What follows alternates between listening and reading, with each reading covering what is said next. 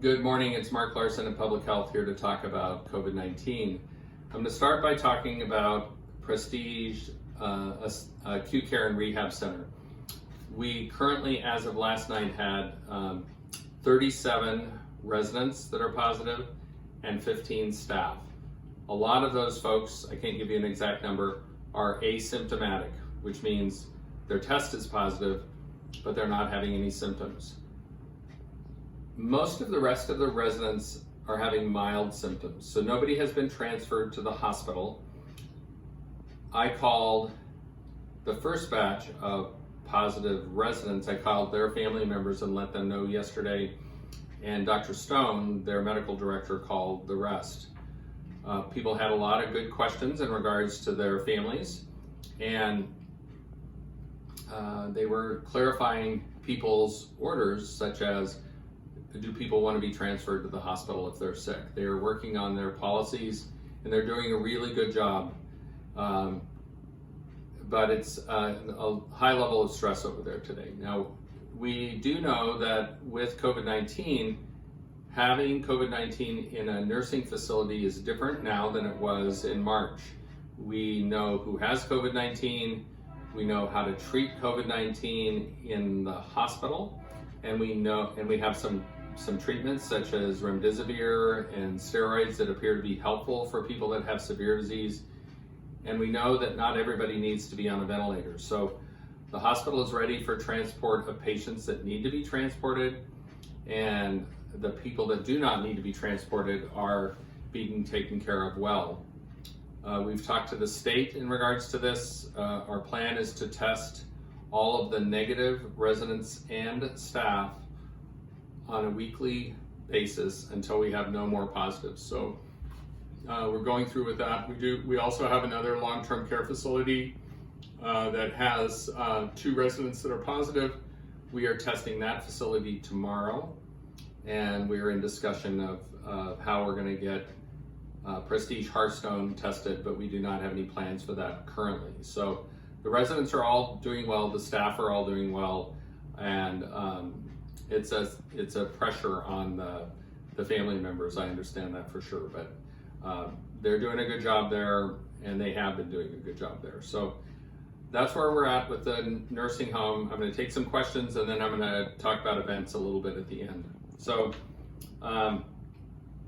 there's a question about events, about a homeowners association wanting to have an in-person meeting in Cle Elum.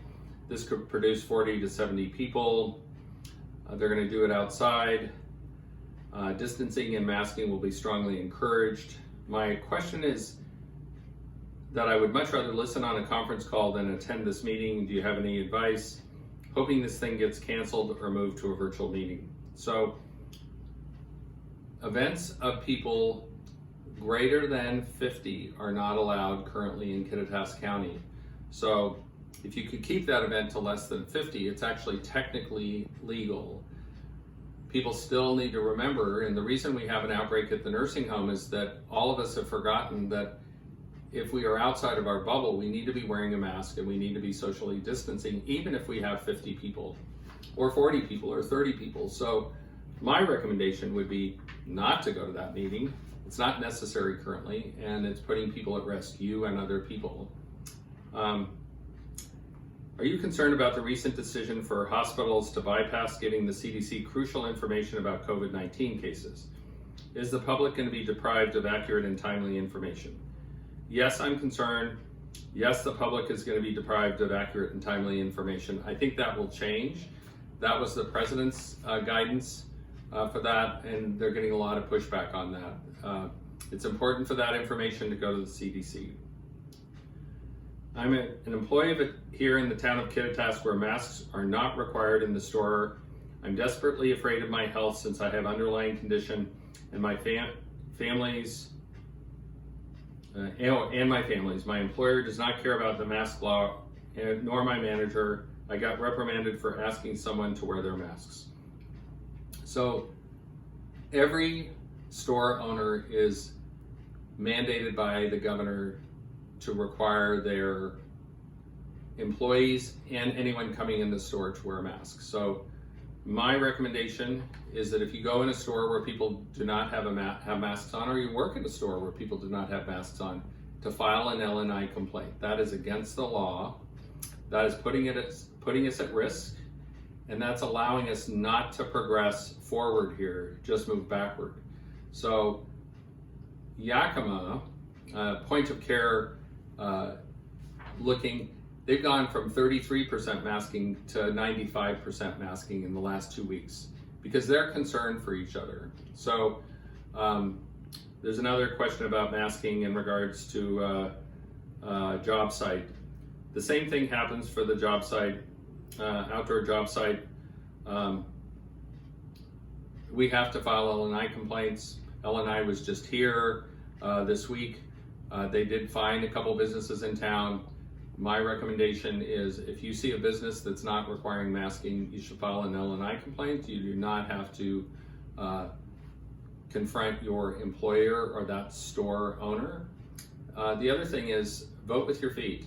If you go into a business and they are not masking, go spend your money somewhere else. Those businesses do not care for you, nor do they care for the residents of this community. So it's not that big of a deal to wear a mask. Masks help. And because we're not masking, because we're not socially distancing, that's why we have the disease in the nursing home. It's not that the nursing home did anything wrong. It's we as a community became lax, and that's why we're at. The next is a really good question. With the outbreak at Prestige, are visitors who were in the facility recently being contacted for testing?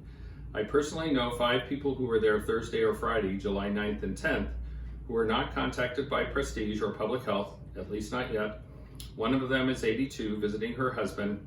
It seems like they should be informed about the outbreak and possibly tested. So that's a difficult one because we do not know all the people that were at Prestige.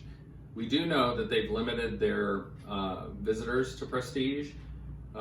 We know for the most part people have not been going into Prestige. So we from Public Health are doing case and contact investigations for all the staff. Prestige is following up with their residents. We have contacted family members of those residents, but if you know somebody or you are somebody who has been to Prestige, you should reach out to us at Public Health, or if you have symptoms of COVID-19, fever, cough, loss of taste or smell, or headache, all of those things, that you should go in and get tested. So I will talk to Prestige about that and see if we can get a list and get those people contacted though. I did talk to Corey Wright today about end-of-life care. I'm going to talk a little bit about that issue. Because we're doing a better job with treatment of COVID-19, it does not mean that everyone at Prestige with COVID-19 is going to die, but it is a bad thing to have COVID-19 and be older. So when I was talking to the state health officer or state epidemiologist, Scott Lindquist, last night, we talked about the fact there may not be any deaths at Prestige. That would be my goal, and that is Prestige's goal. But there is some question about end-of-life care, and Commissioner Wright was asking me about whether or not the hospital allowed people to come in to the hospital for residents or family members that were at end-of-life. And the answer to that is yes. The hospital does allow people to come in, and that's an important part of the process of living and dying. The Prestige, the nursing home, is managed by folks other than the Department of Health, and I will be talking to them about that. You know, we also know that for a long time people have not been able to go in and visit their loved ones, and we had most of the people that I talked to yesterday had not seen their family members since April or March. So that's been a problem. We're in the process of working out a reopening of the nursing homes. That's probably at least been put on pause currently, but I will talk to their management folks today and tomorrow about that. So I appreciate Corey bringing those things up, and I will continue to push on those things so we can visit our loved ones, both that are in the nursing homes that are not sick, and also those people that have COVID-19. That said, it goes back to what I was saying earlier. We have failed as a community to watch out for people at risk. So that's the reason that we closed Irene Reinhardt Park, because people were not looking out for others. We do not have any current cases that I can specifically say were related to Irene Reinhardt, but I have lots and lots of cases that have been to Irene Reinhardt, that had barbecues at home and those kind of things, and those are the folks that ended up bringing it back into the nursing homes, and that's just because we became lax. So my request for all of you is to be kind, look out for others. We are putting a strict limit on get-togethers in the community of less than 50. So that does not apply currently to churches. I will be talking to the folks at churches about how we can make sure to do things correctly. We have not had any outbreaks in relation to churches yet, so I will be talking to them. But all events at the event center, less than 50. Events that are occurring in the community, less than 50.